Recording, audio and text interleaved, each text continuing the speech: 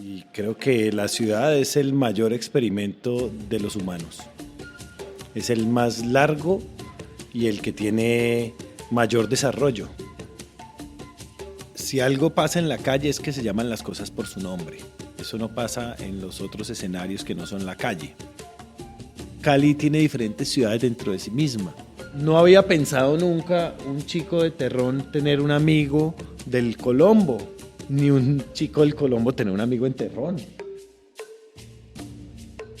En este episodio conversamos con Andrés Colonia, arquitecto y paisajista, sobre qué es la ciudad y sobre la distancia que existe entre la ciudad que se planifica y la ciudad que se vive día a día. Hablamos de cómo la informalidad hackea el plano técnico, de por qué planificar sin pisar la calle es un error, y reflexionamos sobre lo que la ciudad nos enseña cuando la caminamos.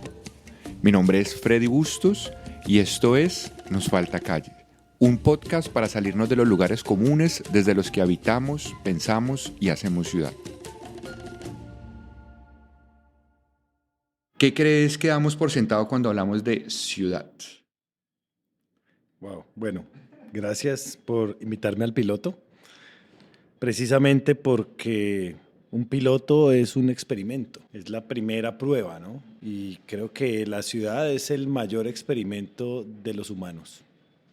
Es el más largo y el que tiene mayor desarrollo. Y por eso es tan diferente cada ciudad una de otras, porque son experimentos de grupos diferentes en territorios diferentes.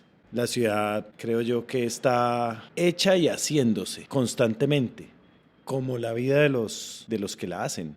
Y como experimento social tiene unas reglas y un enorme espacio de incertidumbre. Creo yo que si hay urbanismo es un poco la utilización de un método científico dentro del el desarrollo de las ciudades.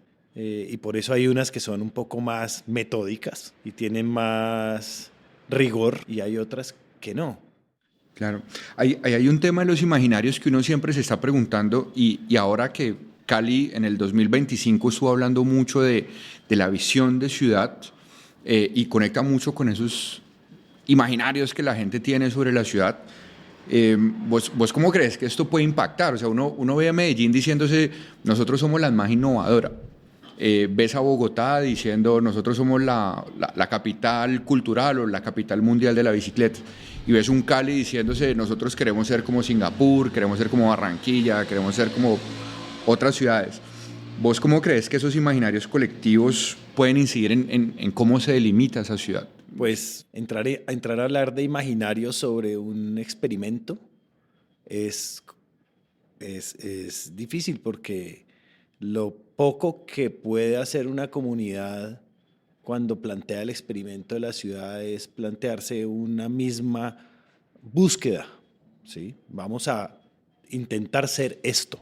Y hablar ya de identidad, pues llevaría uno al concepto histórico de lo que se ha forjado y de lo que el experimento ha dado resultado, ¿no? Con la influencia de 1000 factores, sí, cuando era la ciudad de 1000, y de 1.000.000 de factores cuando era la ciudad de 1.000.000 de personas. Y hoy son casi 3 millones de factores diarios transformando la ciudad. Y esos factores, además, son humanos.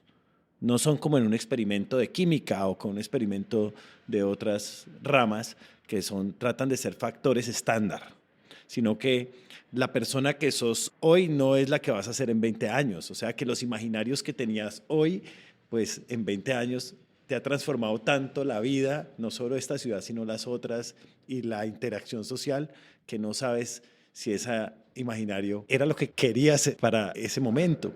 Entonces, pues yo creo que ese ejercicio de prospección y de imaginar y de soñar la ciudad es un ejercicio de muy corto plazo siempre, porque tenemos 100 años de vida. Y para imaginárnoslo tenemos 60. Y para aplicarlo en el periodo, digamos, de acción de un ser humano, pues 40. Y la ciudad ya tiene 500 o va para 500. Entonces, no sé cuántas generaciones, si uno hace el cálculo, han pasado, pero la ciudad es el resultado de las múltiples visiones desde la fundación, quedando impregnadas en el hecho. O sea, en la decisión de que la ventana de la iglesia La Merced es aquí y no allá, de que la calle va a rematar contra esa montaña. Son decisiones muy fuertes y muy duraderas. E imaginarse algo sobre lo imaginado, como el dicho de construir sobre lo construido, pues primero hay que imaginarse algo sobre lo que ya han imaginado no sé cuántas generaciones. Llegar a hacer ese ejercicio que hizo, por ejemplo, Cali 500, de reunir, de charlar con todo el mundo y ver qué es lo que se está imaginando hoy, de hacer como ese corte, pues yo no creo que en este momento de la humanidad, con la velocidad y los cambios y la cantidad de variables y factores que afectan a esos casi 3 millones de personas, sea un ejercicio tan fácil de lograr. Hay algo que a mí me llama mucho la atención en nuestra ciudad y es cuando uno revisa dentro de esos imaginarios, hay un hito muy grande que no sé hasta qué punto hemos salido o no hemos salido de eso, y es la Cali Cívica de los años 60. Y eso nos marca unos límites de la ciudad. ¿Vos cómo interpretas esos límites y qué podemos traer de esa ciudad de los años 60, de los Juegos Panamericanos, al día de hoy? Pues creo yo que el método, y soy como reiterativo en esa definición de ciudad experimental, el método depende de esa comunidad que lo piensa, ¿no? Y que lo usa o no lo usa. Y ahí es donde nosotros marcamos una gran diferencia como ciudad respecto a otras ciudades y respecto a nuestra misma ciudad en los años 70. Somos hoy completamente diferentes en cuanto al uso, porque en ese momento planteamos un método para una ciudad que estaba en crecimiento y quienes plantearon el método traían experiencias de otras ciudades y querían replicar un método que había funcionado acá. Si uno se va a una ciudad japonesa, el método está tan impregnado en la ciudad que ni siquiera se habla de civismo. O sea, el entender la comunidad y que la razón de vivir juntos, aglomerados, unidos, para ser más óptimos, para hacer ciertas cosas de la vida más fácil, pero sobre todo para generar mucha fricción social, que es lo que termina desarrollando el cerebro, está casi que en el ADN de estas culturas que tienen empresas de 1000 años. Nosotros cada vez cambiamos el componente humano, cada vez se diferencia más, se mezcla más el componente humano. Si bien venimos de un mestizaje, ese mestizaje ha generado, por ahí dicen, un sancocho, ¿no? Un caldero de diferentes pensamientos y con más acceso a más diferencia, hoy creo que somos una ciudad que se caracteriza por no tener método. Y no vamos a volver a esa ciudad de los 70 donde algunos planearon para otros, sino que hoy se está planeando día a día. Y creo yo que las reglas cambian todo el tiempo. Y de manera muy eficiente. Cuando uno se pone a ver, por ejemplo, estos puntos de borde donde operan, a mí me gusta mucho el tema de transporte, donde operan las pistas de los piratas que atienden sobre toda la zona de ladera, uno ahí ve una eficiencia operacional del sistema informal que no hemos logrado hacerlo con toda la técnica dentro del sistema de transporte masivo, para cubrir una demanda pequeña de un barrio. Entonces, digamos que ahí hay una tensión muy grande sobre, bueno, hasta qué punto la técnica también está respondiendo a esas necesidades contextuales que nosotros estamos teniendo en los barrios. Creo yo que somos más eficientes como ciudad ahora que en los otros modelos del experimento en Cali. Creo yo que aquí se tomaron decisiones extranjeras o traídas y que la transformación del territorio de esas decisiones y la repetición de esas decisiones no formó una ciudad ordenada, que era lo que quería hacer eso. Casos como el crecimiento que tú dices de los años 70, en donde hay un eje de tensión con la unidad deportiva, por ejemplo, ¿sí? Que ya se había repetido desde el hipódromo y extenderse a lo largo de la cordillera. Para los que nos falta calle, ¿dónde quedaba el hipódromo? El hipódromo quedaba en las canchas panamericanas. Ahí todavía está la tribuna del hipódromo y fue uno de los puntos de tensión cuando la ciudad necesitaba expandirse hacia el sur. Y la calle Quinta se extendió hacia allá y aparecieron otras calles. ¿Y qué pasaba hacia el oriente? Pues hacia el oriente empezamos a colonizar humedales, colonizar lagunas, a rellenar espacios naturales, a transformar ríos. Y empezamos a copiar cosas. Nadie habla un poco de cómo copiamos una estrategia de la ciudad de Nueva York y la autopista suroriental nace como la copia de un límite de borde para segregar las zonas de invasión y de población de más bajo estrato en el oriente del resto de la ciudad. Y eso funcionó y ya Nueva York se devolvió y ya lo corrigió. Y pues hoy Brooklyn es esa zona que quedó aislada y hoy Brooklyn es el área de expansión. O sea, dentro de la misma ciudad, la ciudad se renovó. Cali no, Cali siguió creciendo, ¿no? Siguió comiendo y siguió creciendo con una ineficiencia en todo, en servicios públicos, en transporte, hasta el último plan de ordenamiento donde hicimos un área de expansión para 70.000 personas que va a terminar siendo para 100.000, ¿sí? 100.000 personas, para dar un contexto, es la población, casi la población de Jumbo, nuestra ciudad realmente conurbada al lado. O sea, estamos haciendo una ciudad nueva, conurbándola obviamente, generándola como un área de expansión. Y eso se ha repetido y cada vez en una escala más grande. Pero si te das cuenta, la informalidad es el método de Cali. Hoy, más que nunca, la prueba de que ese modelo repetitivo de atacar el territorio para lograr generar una comunidad con unas visiones cultas, americanas, europeas, bogotanas, no sé, pues no se dio porque nuestro experimentador cambió y cambió a tal velocidad que ese urbanismo y esas estrategias pues no resultan aplicables, y lo que sí resulta aplicable es lo que tú dices, es que la informalidad encuentra unos caminos que son unos caminos sin límite. Entonces, cuando la ciudad busca desde un ordenamiento del territorio generar límite entre lo urbano y lo rural, entre las áreas suburbanas, entre las zonas industriales, las zonas universitarias, las zonas deportivas, pues la informalidad lo que busca es desaparecer los límites. Si bien hay una paradoja con las barreras invisibles, ¿cierto? Que es un tema de otro fenómeno con el que vivimos, la mixtura en la ciudad de Cali puede ser la mejor desarrollada en Colombia. Mira, hay un caso de Carton Plane, la cartonería se llama, es un grupo de una ciudad francesa que ahora no recuerdo bien, pero creo que se llama, bueno, una ciudad francesa relativamente pequeña, le entrega la antigua cartonería como espacio a un grupo de artistas urbanistas, y en esos artistas había pintores, teatreros, músicos, etcétera, y ellos forman la cartonería como un grupo de experimentación de ciudad, de investigación de ciudad, patrocinado por la alcaldía de esta ciudad. Se las quedo viendo. Pero si buscan la cartonería, encontrarán allí qué hacen ellos. Ellos vinieron a Cali hace unos 10, 12 años y estuvieron aquí durante un mes.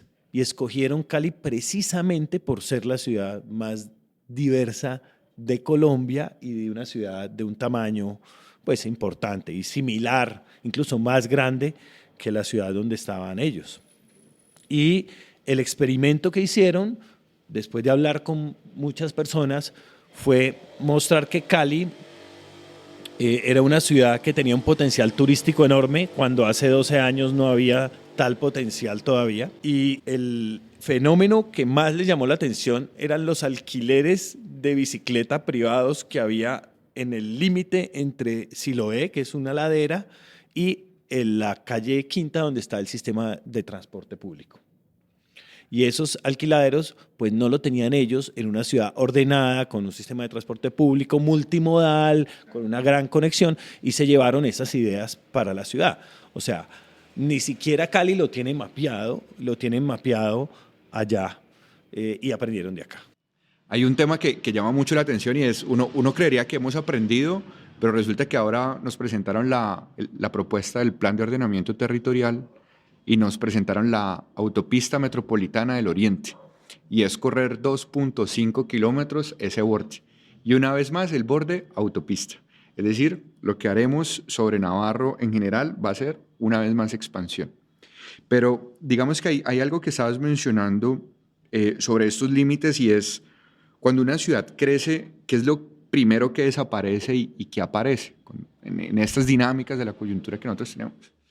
Pues en nuestra dinámica la ciudad crece sobre la agricultura. Entonces, lo primero que crece es la economía agrícola. Lo primero que desaparece es la economía agrícola, que digamos que no es tan drástica porque en su mayoría son latifundios, ¿sí? Sería muy drástico si lo que desaparecen son pequeños agricultores y un sistema de huertas que sirven de seguridad alimentaria a la ciudad, pero no es eso lo que desaparece. Lo que desaparece es la agricultura, que ya ha modificado recursos hídricos como para hacer canales, para hacer reservorios, y ya ha afectado en gran medida la capa boscosa.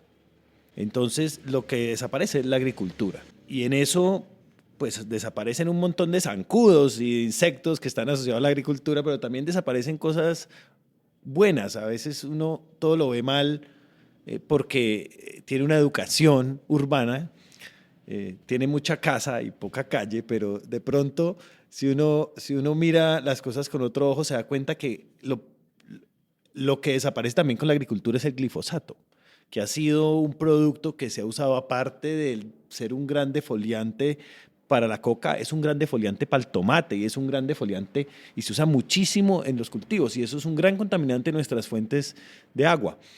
Entonces, eso también desaparece con las ciudades. Aparecen otros problemas, la materia fecal, ¿sí? Cuando la ciudad no es ordenada, la ciudad informal, pues genera una gran contaminación de materia fecal de las quebradas. Y la Comuna 18 es uno de esos casos clarísimos donde uno camina por andenes donde abajo todavía escucha las quebradas y las casas vierten a esas quebradas.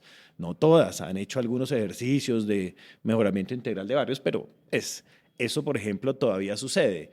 Entonces, la ciudad como experimento sí va transformando, y depende mucho de la huella de esa transformación la ciudad que será, porque la ciudad crece lento, ¿sí? El área de expansión pues estaba proyectada para que se desarrollara en 12 años, se van a terminar, todavía no está desarrollada sino en una mitad tal vez.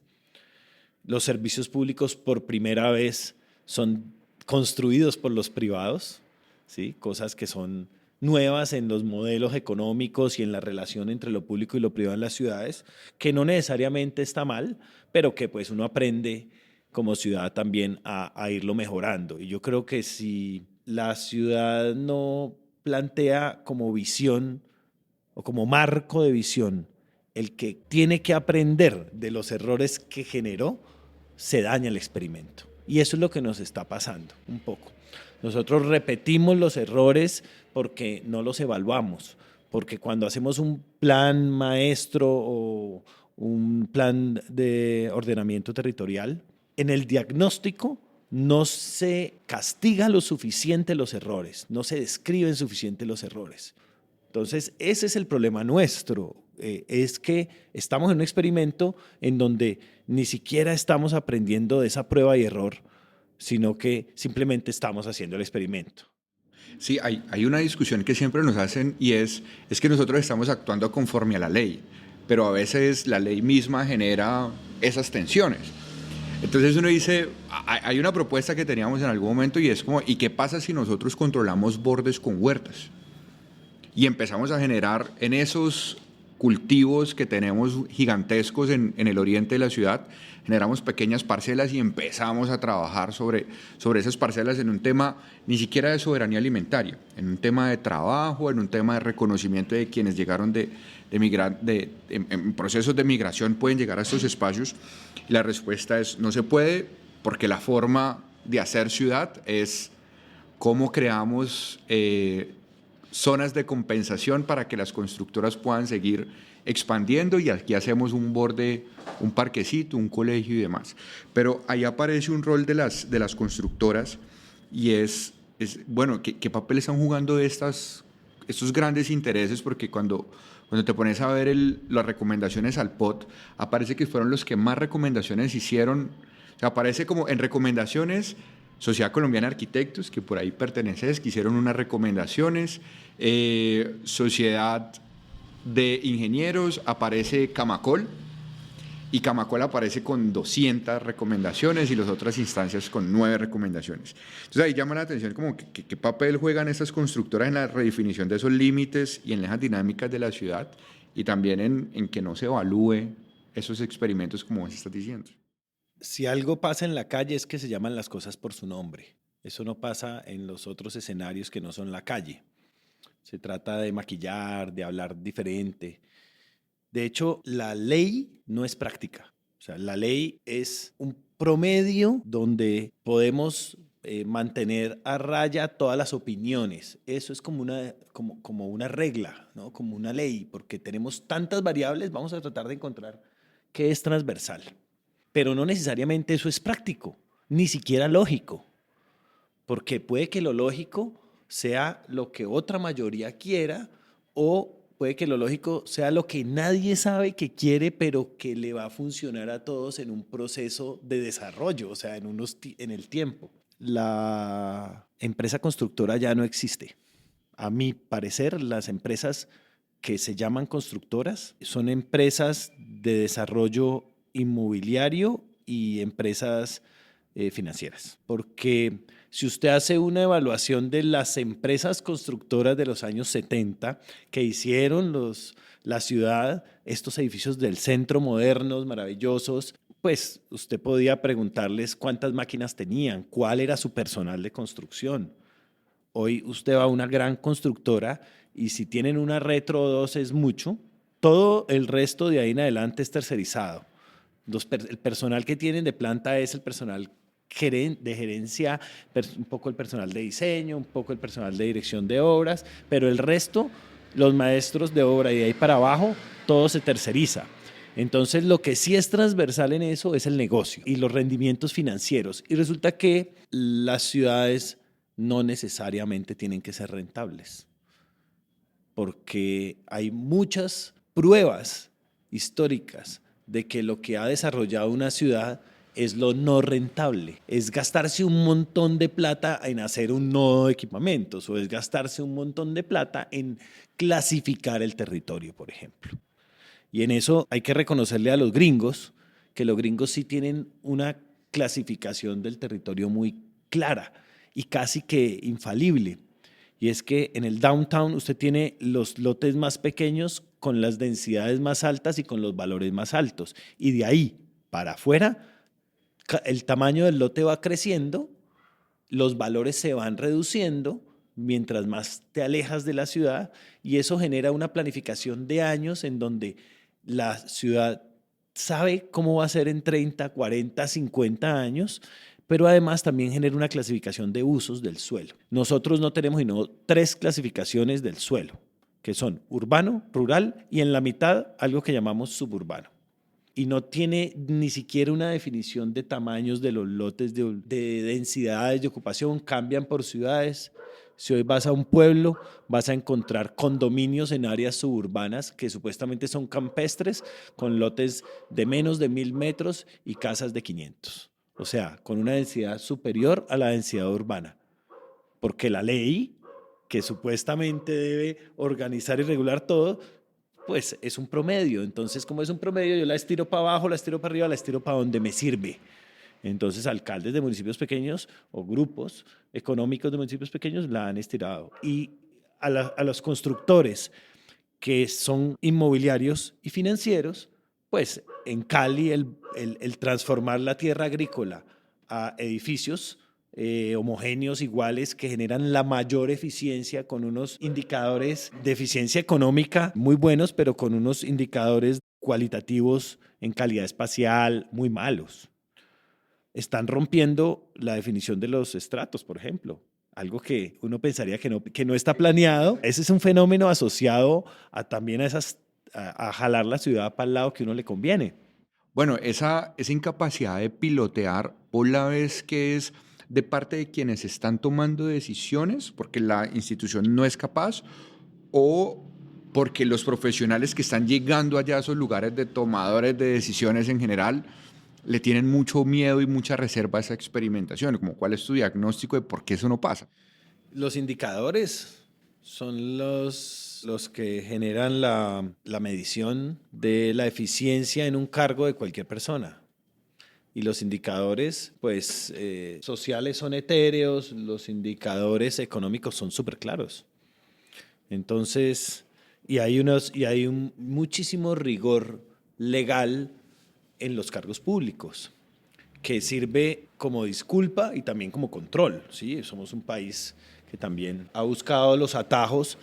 A mí me parece que, que esa capacidad de buscar los atajos es buena, mientras no afecten a los otros, ¿sí? Porque si yo lidero a un grupo de personas y encuentro un atajo, les está ahorrando energía, distancia, pero si ese atajo es solo para mí y los otros tienen que recorrer más para yo llegar primero al único plato de comida que hay, pues no entiendes para qué es vivir en comunidad. Es mejor que te retires de la comunidad.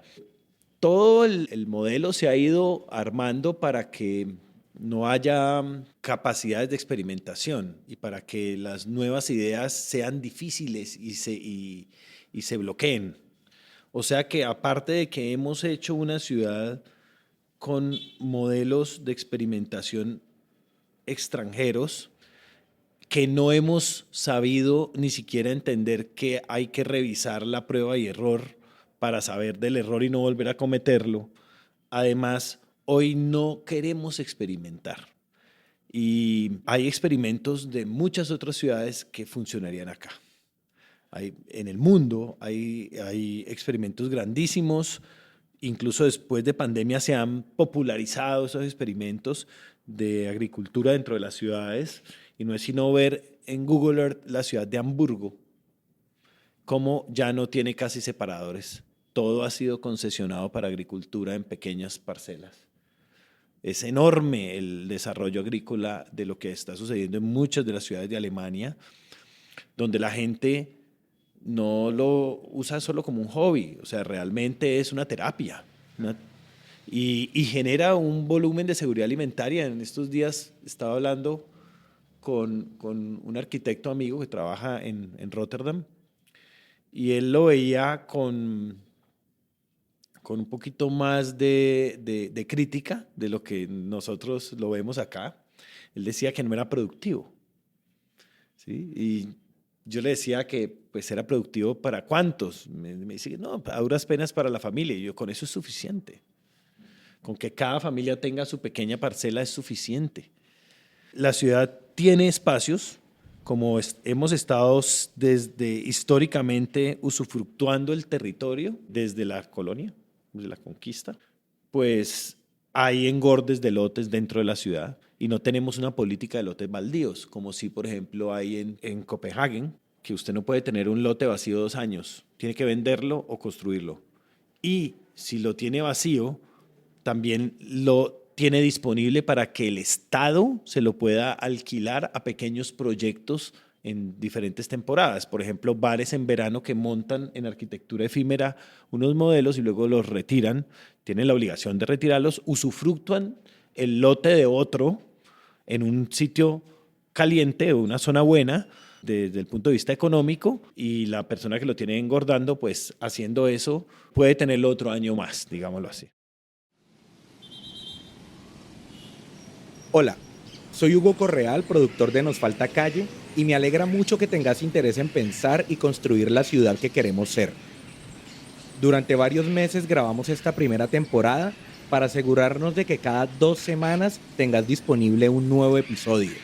¿Y sabes qué? Ya estamos pensando en la segunda temporada. Pero no solo nos falta calle, también nos falta plata para hacerla posible.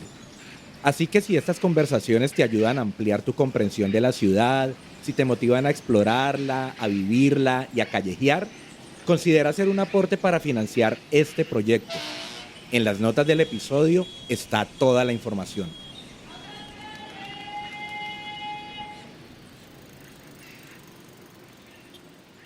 Seguimos con el episodio.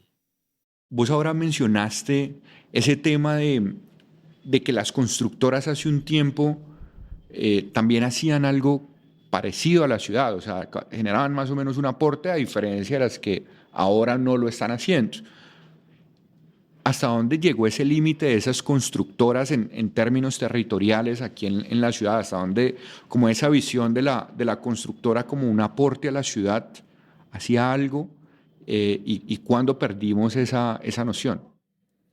Pues yo creo que cuando cambia el modelo y se vuelve el ganar dinero como lo único, ¿sí? Como lo único que marca el éxito del ejercicio, ¿sí? Porque cuando tú como constructora actual decides que entre una o varias, que expandir la ciudad es lo más eficiente, no estás entendiendo cuál es la riqueza y cómo se manejan los capitales públicos. De hecho, te estás casi que pegando un tiro en el pie, porque estás haciendo que la ciudad se vuelva más pobre. Entonces estás cogiendo el atajo tú, pero no el resto. ¿En qué sentido más pobre? En que extender todos los servicios de la ciudad, pues le cuesta más a la ciudad que ser una ciudad compacta. Más cuando esta ciudad ya tiene problemas de sistema de transporte público, más cuando esta ciudad ya tiene, cuando la zona de expansión es río arriba de la planta de tratamiento de agua y tendrías que tirar el agua más lejos.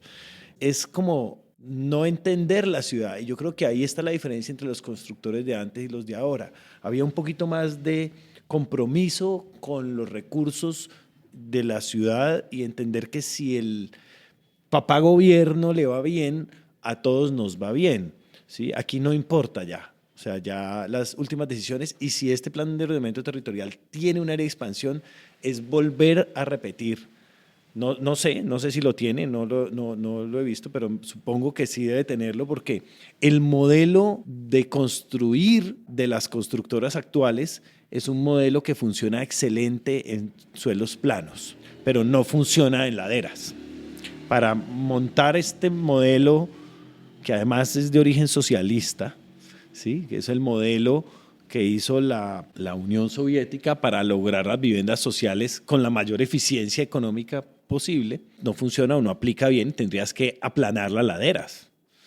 Entonces hay ejercicios que los constructores de antes hacían donde dentro del equipo mismo de cada proyecto de construcción había arquitectos y había ingenieros que se ingeniaban a hacerlo diferente para hacerlo comercialmente atractivo, ¿sí? Hacerlo más alto, hacer los volados mejores, ¿sí? Había una mezcla muy interesante entre arquitectura e ingeniería que lo que buscaba era generar un edificio cada vez más innovador. Y por eso los edificios eran diferentes, y por eso uno ve el edificio mediterráneo, ve los edificios de Menga, que eran edificios que se podían atender o desarrollar en ladera y que atendían esa dificultad del territorio. Hoy tú no ves ningún edificio realmente en ladera, un desarrollo de bien de interés social en ladera. Si no es que se hace una gran meseta, no lo puedes hacer, porque el sistema solo responde a una eficiencia económica.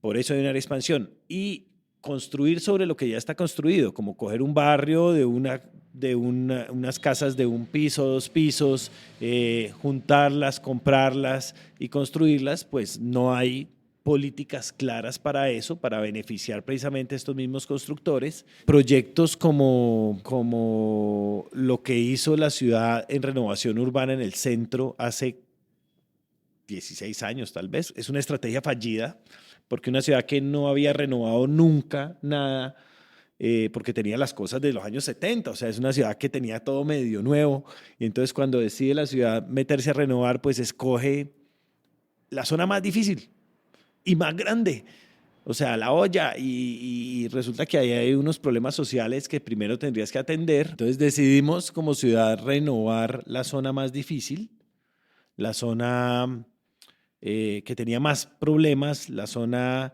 digamos que donde implicaba un trabajo social enorme, y no hemos podido. Ha sido una labor fallida, ¿sí? Va, claro, pero va después de tantos años, de 16 años, va muy lento, porque no empezamos a hacer el experimento pequeño, porque no empezamos a intentar hacerlo en un lugar que fuera más fácil para ir creciendo e ir aprendiendo y generando experiencia. Y yo creo que ahí es donde falla Cali, la experiencia. No valoramos nuestras experiencias, buenas y malas. No las clasificamos, no hablamos de ellas, no miramos para atrás.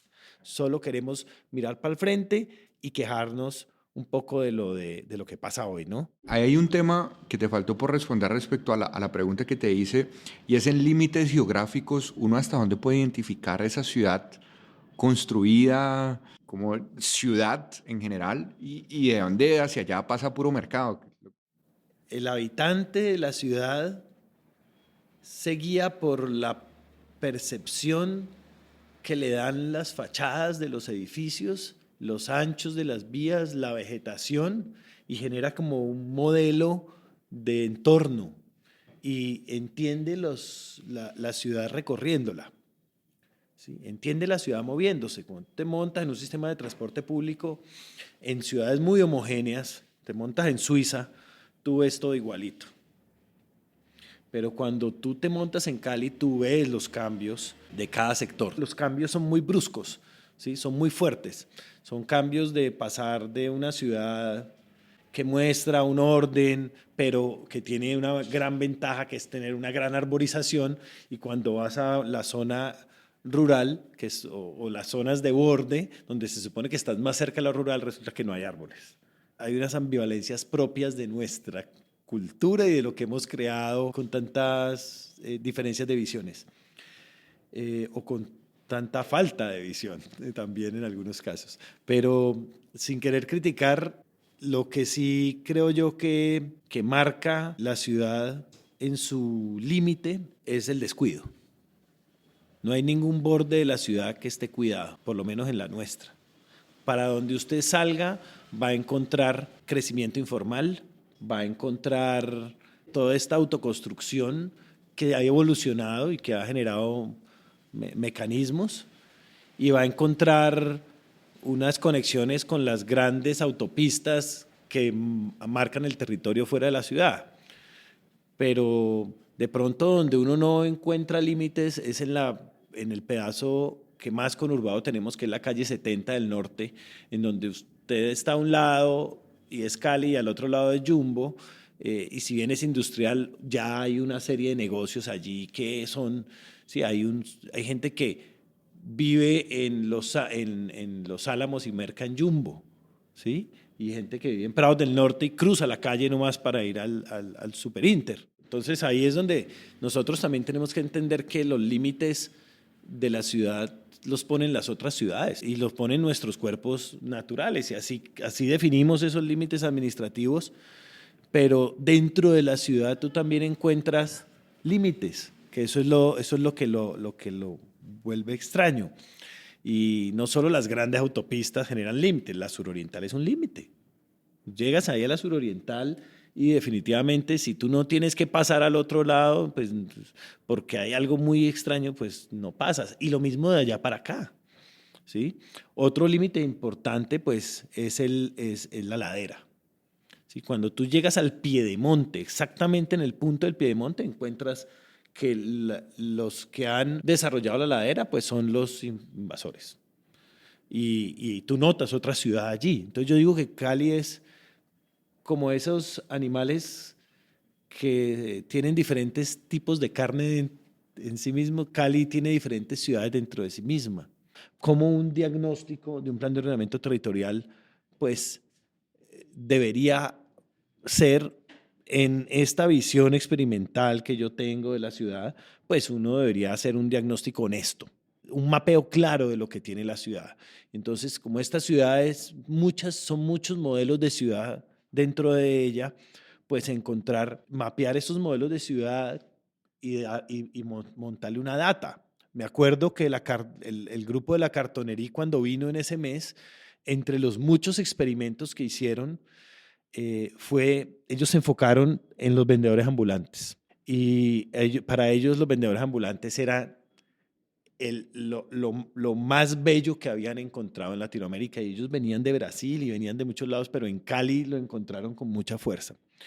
Ellos empezaron a hacer entrevistas con los vendedores ambulantes y encontraron que poniéndole GPS a los vendedores ambulantes.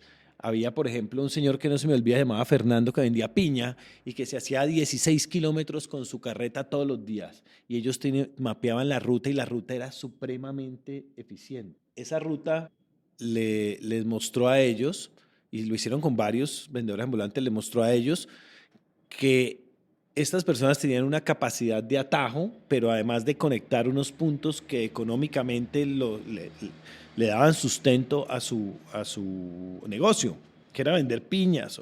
Y ellos, al final, para resaltar ese hecho, decidieron poner una agencia de viajes ambulante. Y esa era la forma en que ellos terminaban su estudio. Entonces, ellos habían hecho un mapa de sitios turísticos de la ciudad que no estaban en la ruta turística, pero porque le preguntaban a todo el mundo durante ese mes cuáles eran sus sitios favoritos de la ciudad y no cuáles eran los sitios turísticos de la ciudad. Entonces encontraron bares de salsa pequeñitos que nadie conocía, lugares donde vendían carne más barata y bueno, encontraron como esos spots, hicieron un mapa no turístico y crearon una agencia móvil de turismo donde ellos como son teatreros y hicieron disfraces como de azafatas y de agentes de turismo y diseñaron, copiándole a los vendedores ambulantes, unas cajitas de madera como las que venden los vendedores de chicles, y ellos encontraron que eso era un elemento supremamente eficiente entre todos los vendedores ambulantes porque allí tenían un montón de dinero en piezas muy pequeñas, el chicle, el bombón, la menta, y que eso simplemente cerrando una tapa lo podían llevar a todo lado. Entonces, de esos lugares que todo el mundo dijo que eran sus sitios no turísticos, ellos hicieron postales y salieron por la calle con megáfonos vendiendo esas postales a la gente que estaba en la calle. Era un acto como teatral, simbólico, pero muy lleno de contenido de algo que nosotros no tenemos mapeado, que son las rutas de los vendedores ambulantes y no la ubicación solamente de los vendedores ambulantes. Y eso que la ubicación ha cambiado un montón. Claro, eso es que lo que importa son las rutas y los usos, ¿sí? Como los usos del suelo, pues los usos de los vendedores ambulantes definen unos territorios. Si el diagnóstico de lo que hoy somos no le da valor a eso y no lo mapea correctamente y a fondo, y no entiende las dinámicas sociales y económicas de esos modelos que solo están en estos lugares informales, en estos lugares, entre comillas, desordenados, pues no va a poder ordenarlos y no va a poder usar la ciudad que existe para generar una nueva visión de ciudad, sino que vamos a buscar implantar estrategias de otro experimento por allá y empezar a hacer aquí un popurrí, un sancocho de nuevas estrategias sin entenderlo. Bueno, hablaste mucho de Terrón Colorado y hay algo que vos hiciste de Terrón Coloreado. ¿Cómo cambió tu idea de ciudad después de ese proceso de Terrón Coloreado? Terrón Colorado es el nombre que toda la ciudad le da a la Comuna 1, que es una comuna con dos extremos de estratos económicos, o sea, gente muy pobre, gente muy rica y algunos estratos, digamos, más cercanos a lo pobre que a lo rico. Y es un territorio que es la salida de Cali hacia Buenaventura, hacia el mar. Pero es una salida que tiene que sortear una montaña, pues cruzar la cordillera occidental y por lo tanto es una salida en ladera. Terrón debe tener 70 años desde que empezó a ser informal. Gozan de la mejor vista y el mejor clima que puede tener esta ciudad. Y claro, la dificultad de acceder precisamente por esas condiciones de ladera, pues los obliga a tener un modelo urbanístico completamente diferente al que el Plan de Ordenamiento Territorial ha definido y todos los planes anteriores que ha tenido esta ciudad. Ninguno ha tenido un modelo de ladera. Decidimos un grupo de arquitectos, comunicadores, liderados por Sandra Freire, quien me invitó, me unió a este grupo de locos, soñar cómo cambiar la cara de ese desarrollo de ladera que estaba homogéneo en ladrillo, que si bien crecía informalmente, sus habitantes no lograban tener los recursos económicos para acabarlo. Siempre había una necesidad más arriba que poner la fachada, que completar la vivienda como tal, el sistema constructivo completo. porque el ladrillo a la vista suelto genera humedades internas y genera un montón de problemas. Y como hay una alta natalidad en este sector de la ciudad, pues los hijos crecen y tienen hijos también muy rápido, y el modelo de construir una vivienda de un piso con un techo y luego coger ese techo y reciclarlo para desarmarlo, hacer el segundo piso o la plancha, tirar la plancha o la losa, pues, y usar ese mismo techo para el segundo y para el tercero y para el cuarto y hasta para el quinto, pues era generarle a la familia unos espacios para habitar. Y no solo generarle a la familia, también generar espacios de comercio en el primer piso que le generan ingresos a una misma familia.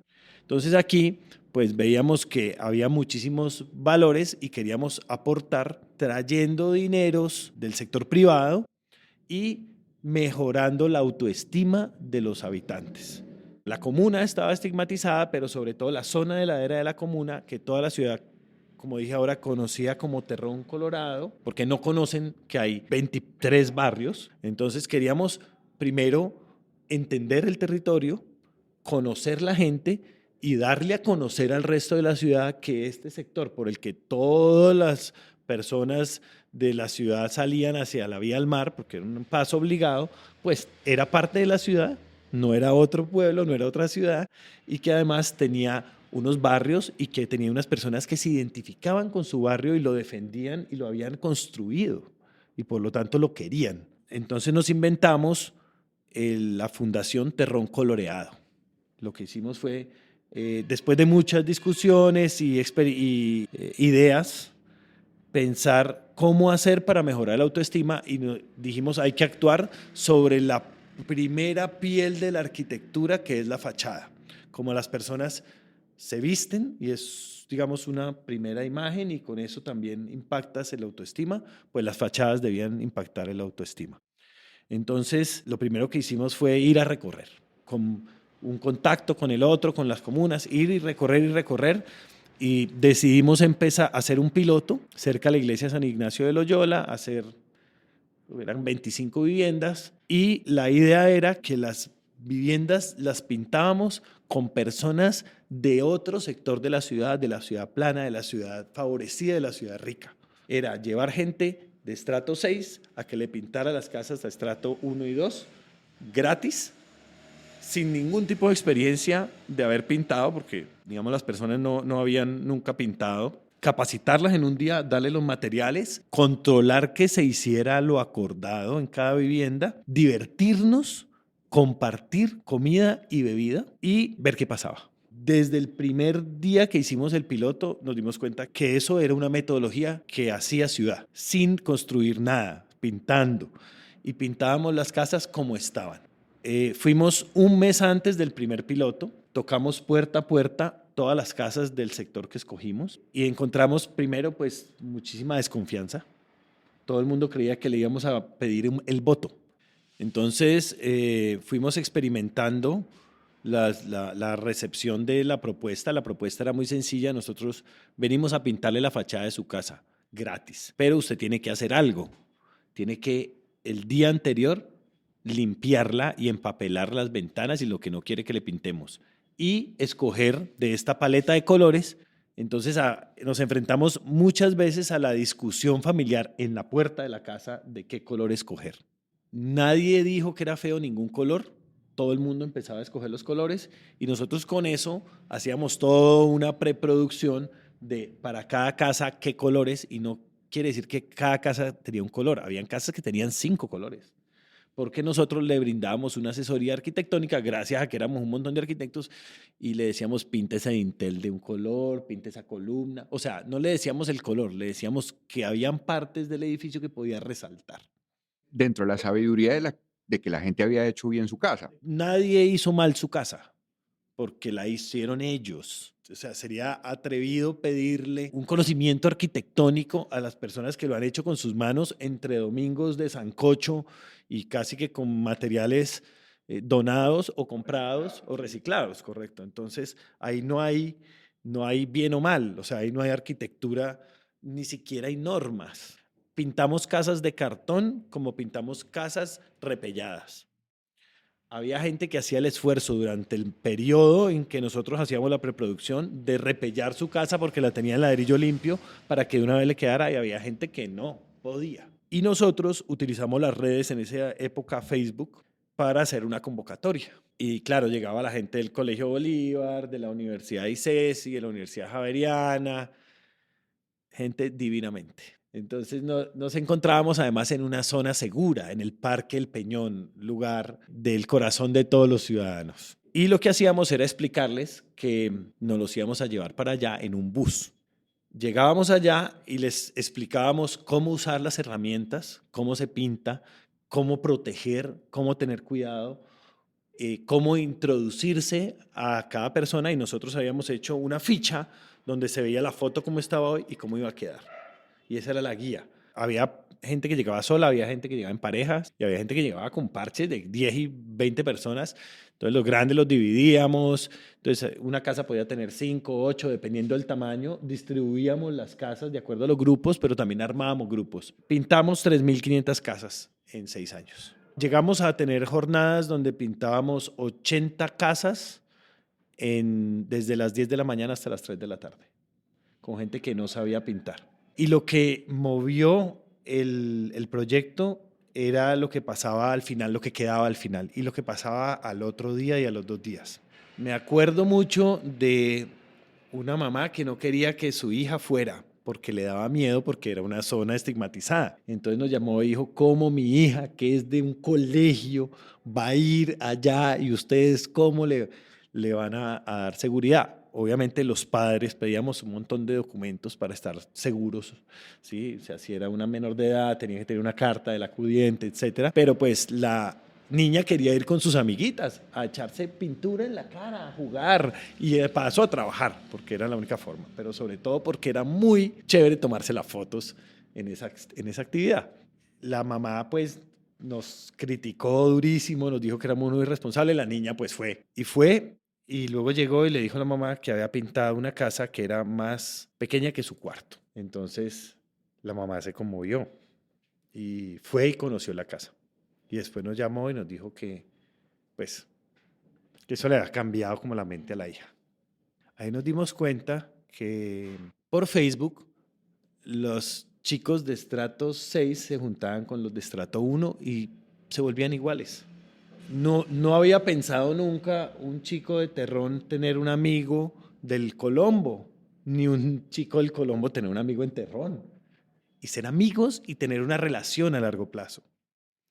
Eso nos mostró que estábamos tejiendo ciudad.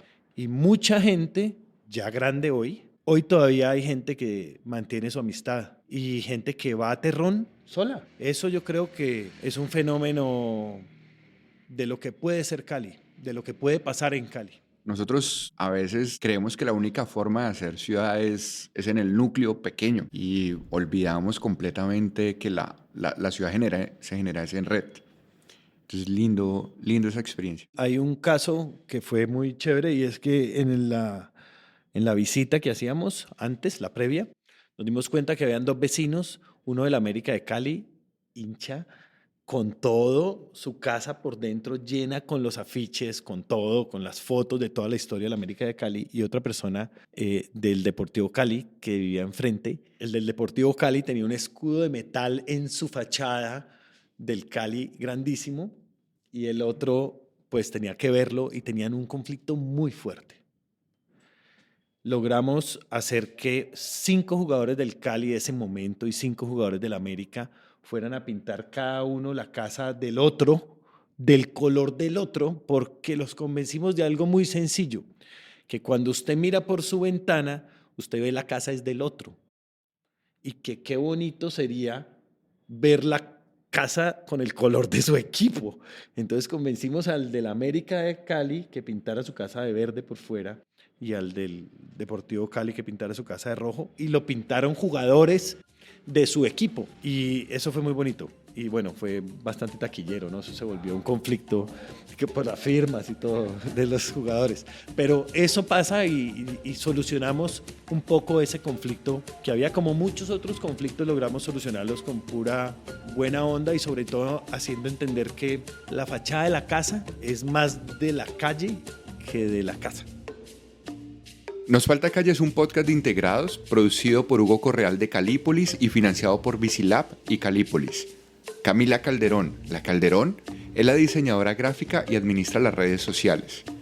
Podés seguirnos en Instagram como Integrados Latam y _, Nos Falta Calle. Si querés contribuir para financiar este proyecto, en las notas del episodio está toda la información. Mi nombre es Freddy Bustos y me encontrás en Instagram y X como Freddy B Ciudad. Gracias por escuchar.